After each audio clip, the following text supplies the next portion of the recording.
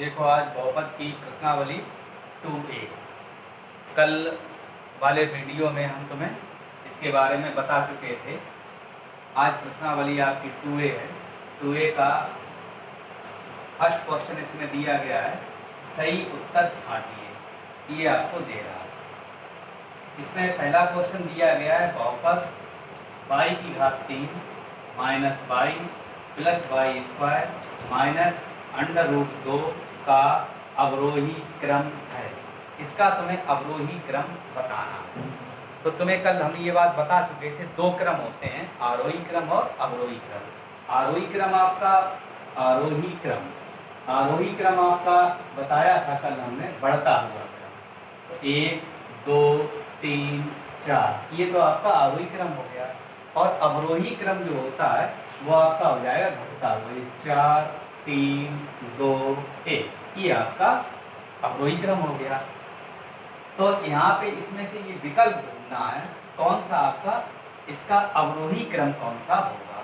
तो करते क्या है, इसमें हम घातों को देखते हैं और उन घातों को देखेंगे, उसके घटते हुए क्रम में हम देखेंगे, तो वही हमारा अवरोही क्रम हो जाएगा। तो देखो सबसे पहला विकल्प दिया गया है कि कौन सा विकल्प इसमें सही है। 1 2 विकल्प 3 और 4 विकल्प आपको दिए गए, 4 में से एक विकल्प आपका सही होगा। तो यहाँ पे देख रहे हैं y की घात 3 लिखा है। इसमें देखो सबसे बड़ी घात क्या दी गई, तो सबसे बड़ी घात y घात 3 है, तो y घात 3 वाला पद तो आ गया। इसके बाद इससे छोटा, तो छोटा पद आएगा आपका 3 से छोटा आपका आएगा 2, तो 2 यहाँ पे नहीं लिखा है और इस पर कोई घात नहीं लगी है, तो यहाँ पे फिर 1 मान लेंगे। इसकी घात क्या मानेंगे, 1। तो इसका उत्तर देखो क्या होना चाहिए, y की घात 3 सबसे बड़ी घात वाला लिख लेंगे, फिर इससे छोटा देखेंगे तो छोटा आपका y घात 2 होगा, तो प्लस y की घात 2, फिर 2 से छोटा देखेंगे तो 1 घात वाला माइनस y आ जाएगा, और फिर यहाँ पे लास्ट वाला पद बचा -√2। तो इस तरीके से जो आपका मिलेगा वही विकल्प आपका सही माना जाएगा। तो यहाँ पे देख लो, तो यहाँ पे दिया गया है y² plus y³ plus y² minus y minus √2। तो इस तरीके से जो विकल्प आपका मिल रहा है वही विकल्प आपका सही माना जाएगा। तो आपका विकल्प नंबर ये तीसरा आपका सही है, ये विकल्प आपका सही है।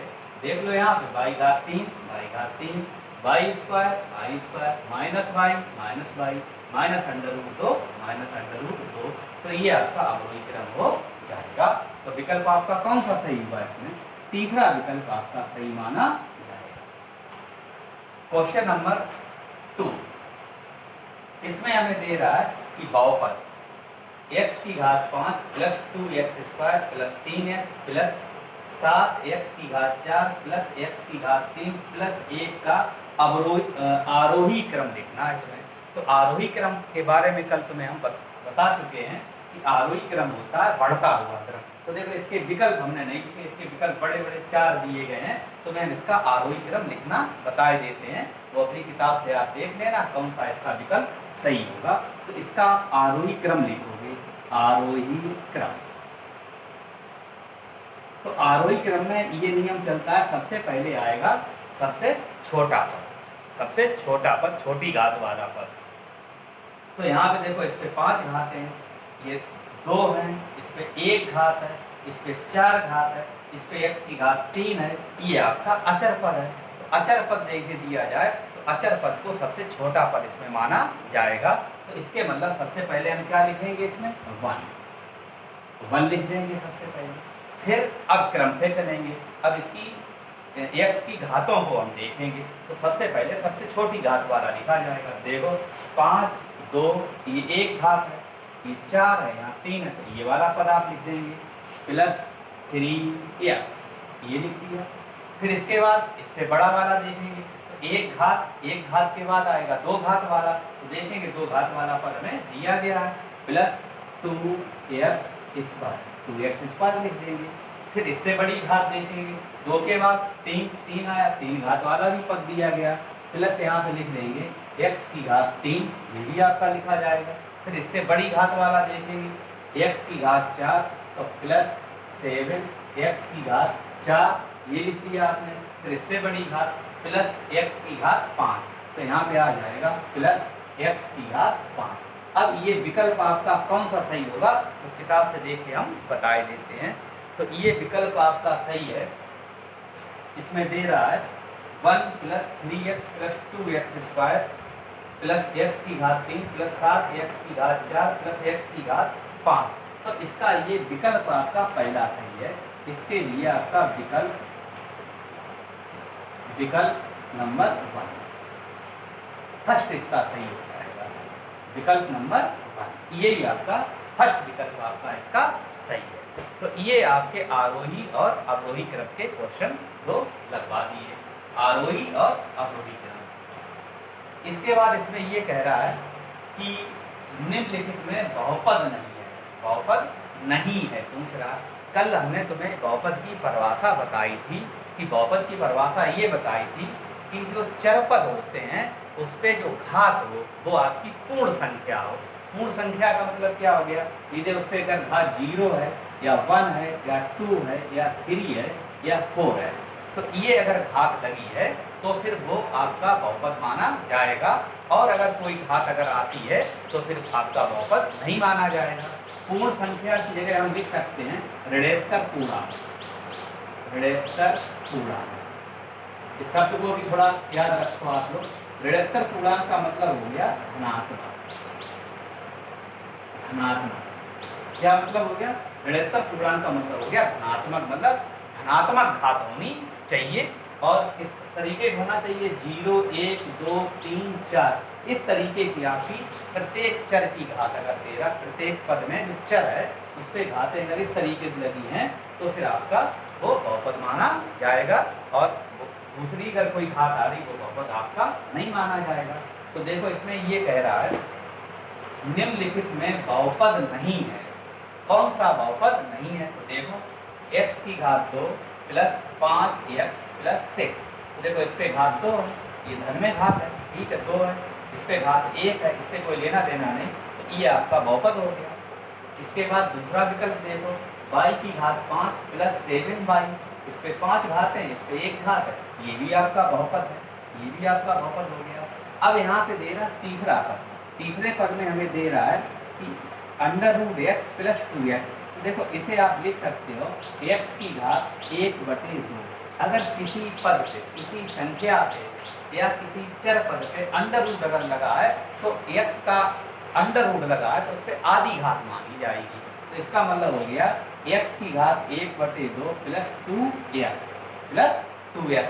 तो देख क्या तुम यहाँ पे देख रहे, इसके प्रथम पद में ये आपकी ऋणोत्तर पूर्णांक नहीं है, ये आपका पूर्ण संख्या नहीं है, इसलिए ये आपका बहुपद नहीं होगा। तो √x प्लस 2x ये आपका बहुपद नहीं माना जाएगा। तो इसका विकल्प आपका यही सही हो जाएगा कि ये आपका बहुपद नहीं, ये आपका बहुपद नहीं है, क्योंकि इस पे x पे अंडर रूट लगा है और x पे अंडर रूट अगर लगा है तो उस पर आधी घात मानेंगे और आधी घात आपकी पूर्ण संख्या नहीं है। इसलिए इस विकल्प पे कह रहा था निम्नलिखित में बहुपद नहीं है, तो ये √x प्लस 2x आपका बहुपद नहीं होगा। अब देखो तुम्हें एक बात बता दें, अगर कोई भी बहुपद आप देखते हो, अगर x पे अंडर रूट लगा है तो आप लिख देना कि ये आपका बहुपद नहीं होगा। यहाँ पे एक बात और जान लो, अगर यहाँ पे जैसे मान लो यही सवाल अगर दिया गया कि y घात 7 और प्लस अगर अंक पे अगर अंडर रूट लगा है प्लस 7y, तो फिर ये आपका बहुपद माना जाएगा। चरपद पे हम देखेंगे घात, चरपद पे आधी घात नहीं होना चाहिए, ऋण में घात नहीं होना चाहिए, धन में ही घात हो, किसमें घात हो, धनात्मक घात हो, पूर्ण संख्या के रूप में हो, तो वो आपका बहुपद माना जाएगा। तो यहाँ से आपने सीख लिया कि ये अवरोही क्रम क्या होता है, यहाँ से आपने सीखा इसका आरोही क्रम क्या होगा, यहाँ से आपने बहुपद की पहचान सीखी। ये आपके क्वेश्चन 3 लग चुके हैं। क्वेश्चन नंबर इस किताब में दे रहा है 4। चौथा सवाल हमें इसमें दे रहा है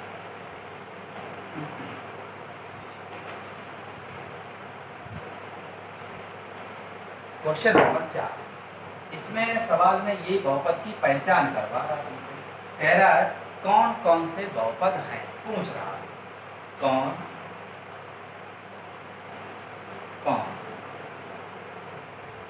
से बहुपद बहुपद कौन कौन से बहुपद हैं? देखो इसका पहला पॉइंट ये दे रहा है x square plus 4x plus 4। तो यहाँ पे देखो और इसकी घातों को देखो, इस पे घात कितनी है 2, इस पे घात कितनी है 1, तो इसके मतलब ये आपका बहुपद है, बहुपद बहुपद। इसमें आप लिख सकते हो क्योंकि दिए गए बहुपद में जो दिया गया है ना, ये बहुपद दिया गया है, इसमें चर x की घात ऋणात्तर पूर्णांक है। ऋणात्तर पूर्णांक का मतलब क्या हो गया? धनात्मक पूर्णांक। ऋणात्तर पूर्णांक का मतलब धनात्मक पूर्णांक है, तो ये आपका बहुपद है। दूसरा हमें दे रहा है पॉइंट नंबर 2, इसमें दे रहा है y की घात 8 माइनस 4। तो देखो इस पे y की घात देख लो कितनी है 8, तो ये भी आपका बहुपद है, ये भी आपका बहुपद हो जाएगा। अगला सवाल दिया गया third point x plus 1/x। अब इसके बारे में देखो, इसे आप लिखोगे x ऐसे ही लिख देंगे प्लस। अब देखो छोटी कक्षाओं में ये बात बताई जाती है कि जब हर को ऊपर ले चलेंगे ऊपर, तो इसकी घात बदल जाती है, मतलब घात का चिन्ह बदल जाता है। तो देखो x पे एक घात मानी जाएगी, जब कोई घात ना लगी हो तो एक घात मान लो। तो अब इस x को ऊपर लिए चलते हैं, तो इस पे एक घात है तो उसका चिन्ह बदल जाएगा। अभी एक घात इसमें है प्लस में, जब इसको ऊपर ले चलेंगे तो ये -1 हो जाएगा।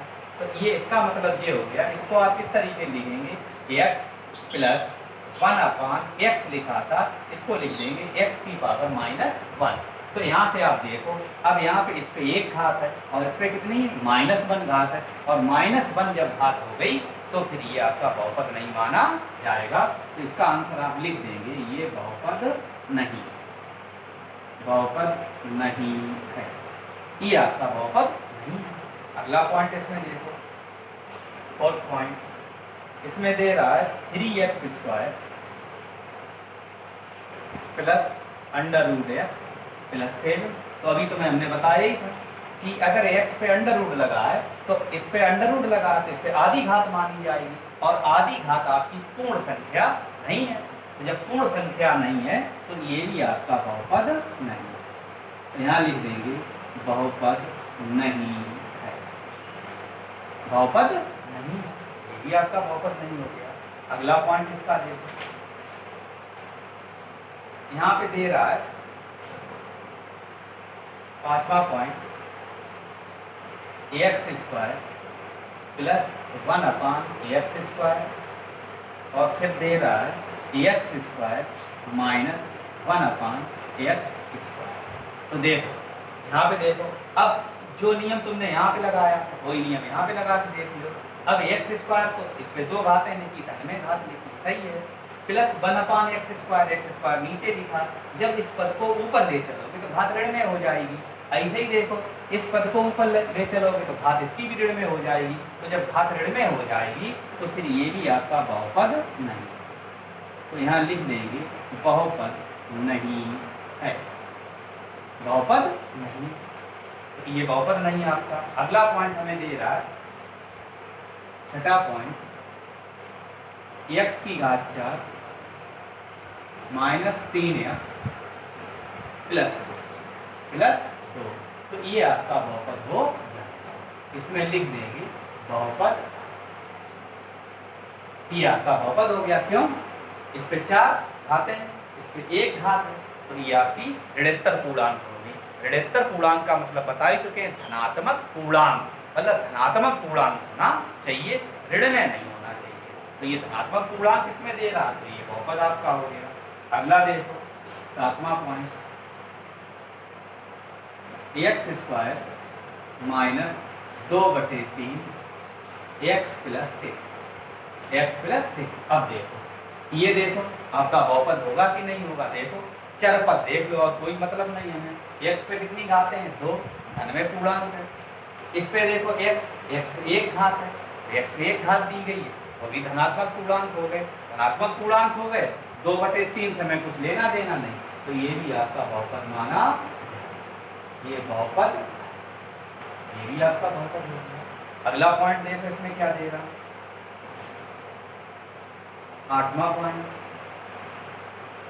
x + 4 और x + 3, इनका जब आप गुणा करोगे तो घातें आपकी जुड़ जाती है गुणा में, या ऐसे ही समझ लो, इस पे कितनी घात है, 1 घात, इस पे कितनी घात, 1 घात, तो 1 घात हो गई आपकी धनात्मक पूर्णांक हो गए, तो ये भी आपका बहुपद माना जाएगा।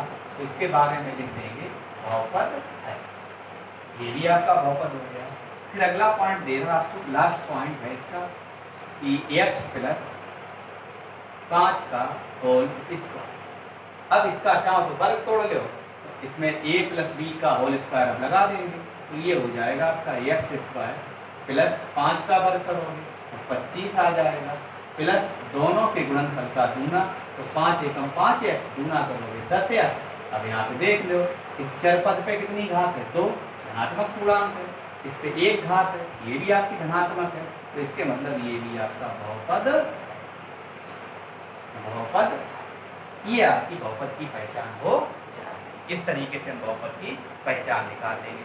कहने का मतलब ये हुआ, इससे रिजल्ट आपका ये निकल के आया कि जो चरपद ये जैसे दिया गया है, तो चर पद पे जो घात होना चाहिए वो ऋणोत्तर पूर्णांक हो। ऋणोत्तर का मतलब हो गया धनात्मक पूर्णांक, मतलब धन में घात हो, कैसी हो, धन में घात हो, तो फिर वो अभी आपके सभी बहुपद माने जाएंगे। 2, 1 धन में, 8 धन में, ये बहुपद हो गया। इस चीज को जब ऊपर लिखेंगे, देखो इसका नियम होता है, ये घातांक का नियम होता है, जैसे किसी पद को ऊपर से अगर नीचे लाते, जैसे यहाँ पे लिखा है a की पावर a अपान, और यहाँ पे लिख दिया किसी ने a की पावर m। अगर इस पद को ऊपर ले चलोगे तो इसको आप लिख सकते हो a में गुणे a की पावर -m। ये ध्यान रखना, जब कोई पद अंश से हर में आता है तो उसकी घात चिन्ह बदल जाता है, और हर से अंश में जब जाएगा तो उसकी घात का चिन्ह बदल जाएगा। तो x पे कितनी घात थी, +1 थी, अब इसको ऊपर ले चलेंगे तो ये -1 घात हो जाएगी, तो ये आपका बहुपद नहीं है। ये आपका बहुपद नहीं होगा क्योंकि √x, इसका मतलब हो गया x पे आधी घात, और आधी घात हो जाएगी तो ये पूर्ण संख्या आपकी नहीं मानी जाएगी, इसलिए ये भी आपका बहुपद नहीं है। इसमें वही नियम लग जाएगा, x की घात -2, x की घात -2 हो जाएगा, तो ये भी आपका बहुपद नहीं, और ये सभी आपके बहुपद माने जाएंगे। इस तरीके से आपने इसमें ये सीख लिया कि बहुपद की पहचान करना। क्वेश्चन नंबर 5 आपका प्रश्नावली कहा गया। तो देखो इस सवाल में क्या कह रहा, प्रत्येक में x² का गुणांक लिखिए। तो कल तुम्हें ये बात हम वीडियो में बता चुके हैं कि x² का गुणांक, किसी का भी गुणांक पूछा जाए तो इसका मतलब समझ लो, जैसे अगर x² के साथ में, ये चर पद के साथ में गुणा के रूप में कोई पद अगर लिखा है तो वो उसका गुणांक माना जाएगा। जैसे यहाँ से हमने ये पूछ दे कि x² का गुणांक बताओ, तो x² का गुणांक 5 हो जाएगा। देखो अगर इसके पहले माइनस का चिन्ह लगा हो तो फिर इसमें x² का गुणांक कितना हो जाएगा, -5। ये आप ध्यान रखना। तो देखो अब यहाँ पे पहला पॉइंट क्या दे रहा, 2 + x² + x। अब क्या कह रहा, x² का गुणांक बताओ, तो यहाँ पे आप लिखेंगे इसका आंसर x² का गुणांक, x यहाँ लिखे देते हैं, x² का गुणांक बराबर, अब देखो यहाँ पे x² के साथ में कोई भी पद नहीं दिखा है तो 1 मान लेना, तो ये x² का गुणांक हो जाएगा 1। अब यहाँ पे आ जाओ, तो यहाँ लिखेंगे इसमें x² का गुणांक, x² का गुणांक, ये आपका देखो क्या हो जाएगा, x² का गुणांक। यहाँ पे भी कोई पद नहीं दिखा है, तो जब यहाँ पे कोई पद नहीं दिखा तो यहाँ पे 1 मान लेंगे, चिन्ह पे भी ध्यान रखेंगे, तो x² का गुणांक हो जाएगा -1। अब आ जाओ थर्ड पॉइंट पे, x² का गुणांक, तो यहाँ से आपका x² का गुणांक, x² का गुणांक हो जाएगा यहाँ पे π/2, यहाँ लिख देंगे आप π/2, ये आपका π/2 हो गया। इसमें देखो, अब यहाँ पे तुम देख रहे होंगे एक्स स्क्वायर वाला पद ही इसने गायब कर दिया, तो एक्स स्क्वायर वाला पद नहीं है, तो इसका मतलब ये हो गया एक्स स्क्वायर का गुणांक आपका कितना होगा, बराबर शून्य, क्योंकि पद ही नहीं है, तो एक्स स्क्वायर का गुणांक आपका शून्य माना जाएगा। अब ये 5 सवाल हमने आपको लगवा दिए। अब अगले सवाल, जैसे इसमें अगर आप प्रश्नावली देखोगे तो इसमें क्वेश्चन नंबर आपका 6 दिया गया है कि निम्नलिखित व्यंजकों में एक पदी, द्विपदी और त्रिपदीय मालूम कीजिए। तो एक पद में बता ही दिया, जैसे किस तरीके से लिखा हो, तो ये एक पदी हो गया, इसके आगे लिख देंगे एक पदी। 2x + 5 अगर लिखा है तो एक और कितने पद हो गए, 2 पद हो गए। अगर इस तरीके से लिखा है 3x + 5, 3x² + 5x + 7, तो ये त्रिपदीय हो गया। पद हम गिन लेंगे, ये एक पद है, एक पद ही लिख सकते हो, 1 2 ये 2 पदी हो गया, 1 2 3 तो ये त्रिपदीय हो गया। तो इसमें ये पहचान मालूम करनी है। क्वेश्चन नंबर 7 और 8 में इसमें कह रहा निम्नलिखित बहुपदों को आरोही क्रम में लिखो। तो आरोही क्रम में आप लिख सकते हो, सबसे पहले अचर पद, फिर उससे छोटी घात वाला, फिर छोटी, उससे बड़ी, फिर उससे बड़ी घात। और क्वेश्चन नंबर 8 में भी ये आपके सवाल दे रहा। अगर आपके पास बुक उपलब्ध है तो ये सवाल अपने लगा के देखना, और कल हम तुम्हें जब लगवाएंगे तो आपको क्लियर हो